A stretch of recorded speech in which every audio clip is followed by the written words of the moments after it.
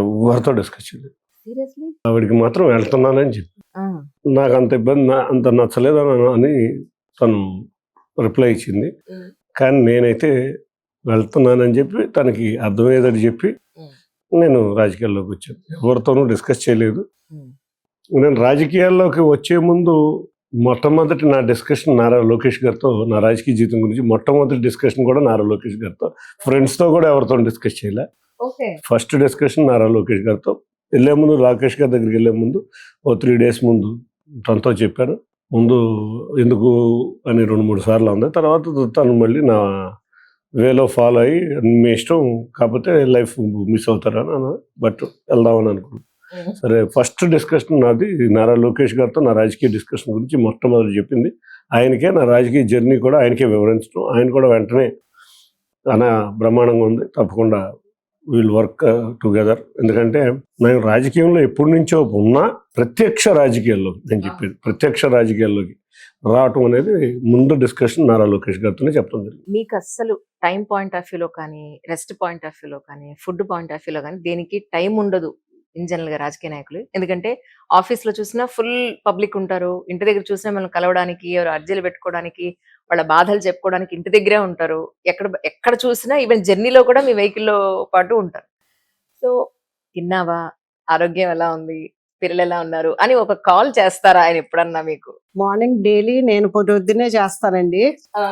చిన్ని గారు అయితే నైటే చేస్తారు. ఎందుకంటే నేను డైలీ పొద్దున్నే లేగను కాబట్టి వెయిట్ ఫర్ మీ. నైట్ ఆయన గుడ్ నైట్ చెప్పండి, నేను పడుకోను. I will wait for the call, ఎంత లేట్ అయినా. So nice. కానీ సార్, మ్యారేజ్ అయిన తర్వాత నిజంగా అమ్మయ్యా నాకు తగ్గ భార్య దొరికింది అని మీకు ఒక సందర్భం ఉంటుంది ఇన్నేళ్లలో. 1 point అంటే ఏం చెప్తారు? 1 point అంటే ఎవ్రీడే ఈజ్ కంఫర్టబుల్. ఎందుకంటే నా బిజినెస్ స్టార్ట్ అయిన కాడి నుంచి ఎన్నో అప్ అండ్ డౌన్స్ చూసా. ఏ రోజు కూడా ఇంట్లో రెస్ట్రిక్షన్ లేదు. నన్ను పాజిటివ్ యాటిట్యూడ్తోనే ఎంకరేజ్ చేయటమే కానీ ఏ రోజు కూడా నాకు రెస్ట్రిక్షన్స్ లేవు. బిజినెస్ ఇబ్బంది పడినప్పుడు ఇంట్లో ఎప్పుడు బాధపడలా. బిజినెస్ బ్రహ్మాండంగా సక్సెస్ అయినప్పుడు కూడా ఎప్పుడు కూడా ఇది అవ్వాల. అట్లా ఒడుకులు 2-3 సార్లు పడినప్పుడు కూడా మనకు ఎందుకు ఇది అనేది కూడా డిసప్పాయింట్ అవ్వకుండా పాజిటివ్ యాటిట్యూడ్తో నాతో ఎవ్రీడే ఉంటాం. ముందు ఇంట్లో గోల్ అంటారు కదా, ఆ గోల్ అనేది మాత్రం ఏ రోజు నాకు లేదు.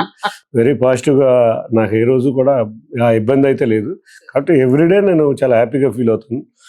అందులో వాళ్ళ కుటుంబ సభ్యులైనా మా కుటుంబ సభ్యులైనా తనతో మాత్రం చాలా కంఫర్ట్గా ఫీల్ అవుతారు. ఎవరివన్ మా మదర్ కూడా నాకు మా సిస్టర్ ఉంది, నువ్వు నాకు 2వ కూతురు లాంటి దాని అని ఎప్పటికప్పుడు తను వెరీ కంఫర్టబుల్గా తనతో ఫీల్ అవుతుంది. కాబట్టి నాకు ఎటువంటి ఫ్యామిలీ సైడ్ నుంచి కానీ, పిల్లల దగ్గర నుంచి కానీ, లేకపోతే మిగతా విషయాలు వీటిలోని బిజినెస్ విషయాల్లో కూడా ఈరోజు నెగిటివ్ వాయిస్ లేకుండా పాజిటివ్గా ఎంకరేజ్ చేయటం నాకు ఎవ్రీడే వెరీ గుడ్ థింగ్గా నా ఫీల్ అయ్యా. ఎందుకంటే ఇంట్లో పట్టింది అనుకుంటే ఎంత కష్టపడినా కూడా డిసప్పాయింట్మెంట్ వేరుగా ఉంటుంది. అది నేనైతే నా లైఫ్లో ఏ రోజు ఫేస్ అవ్వలేదు. 30 years జర్నీలో. మొట్టమొదటిసారి ఎలక్షన్స్ రిజల్ట్స్ వచ్చిన తర్వాత అత్యధిక మెజారిటీ తోటి ఆయన విన్ అయిన తర్వాత మీరు ఆయనతో మాట్లాడిన ఫస్ట్ మాట అంటే ఏం చెప్తారు? విజయవాడ ఎంపీ అని పిలిచారండి. అవునా సార్? ప్రమాణ స్వీకారం మీ జీవితంలోనే అది మొట్టమొదటిసారి ప్రమాణ స్వీకారం చేసేటప్పుడు నిజంగా మీ కళ్ళలో నీళ్ళు వచ్చి ఉంటాయి కదా సార్? ఆ రోజు అయితే రాలేదు, కానీ నా సీటు ముఖ్యమంత్రి గారు అనౌన్స్ చేసినప్పుడు ప్రెస్ మీట్ పెట్టా. అప్పుడు లోకేష్ గారిని తలుచుకుని, ముఖ్యమంత్రి గారిని తలుచుకుని నేను అనుకున్నది సాధించాను అన్న విషయం, నేను నా సీటు ఏ రోజైతే నా పేరు విజయవాడ పార్లమెంట్కి తెలుగుదేశం అభ్యర్థి కింద వేసిందని చిన్ని శివనాథ్ అని అన్నారో ఆ రోజైతే ప్రెస్ మీట్లోనే కన్నీళ్ళు పెట్టుకోవడం జరిగింది. ఎందుకంటే ఆ రోజే తెలిసి నేను విజయం సాధిస్తానని. రెండోది ముఖ్యమంత్రి వర్యులు గుర్తించారు, అందులో నా కష్టాన్ని ఇద్దరు కూడా గుర్తించారని చెప్పి ఆ రోజైతే మాత్రం కన్నీళ్ళు పెట్టుకున్నా. ప్రమాణ స్వీకారం అనేది ఎట్లాగో నాకు అంత ఇది అనిపించలే. నా thrilling moments of the life నా విజయవాడ ఎంపీ సీటు ముఖ్యమంత్రి చంద్రబాబు నాయుడు గారు ఆ రోజు నాకు సీటు అనౌన్స్ చేయటం అనేది ఫస్ట్ బ్యాచ్లో నన్ను అనౌన్స్ చేశారు. ఆ ఫస్ట్ బ్యాచ్లో అనౌన్స్ చేయటం నాకు చాలా ఆనందం అనిపించిన క్షణాలు. ఒక రోజులో కనీసం ఒక కప్పు కాఫీ కలిసి తాగే అవకాశం దొరుకుతుందండి మీ ఇద్దరికి? మార్నింగ్ టైం అంటే ఒకే ప్లేస్ లో ఉంటే, ఆ విజయవాడలో ఉంటే. విజయవాడలో ఉంటే, హైదరాబాద్ అంటే ఢిల్లీ, ఈ 3 ప్లేసెస్ లో నేను తిరుగుతూ ఉంటాను. సో ఆ టైం ఉంటే వీల్ షేర్. కానీ బయట భోజనానికి నేను వెళ్తే ఆయనతో పాటు నేను వెళ్తే బాగుంటుంది అని మీరు ఎప్పుడైనా అడిగారా ఆయన్ని? ఇప్పుడు మానేసానండి. అవునా?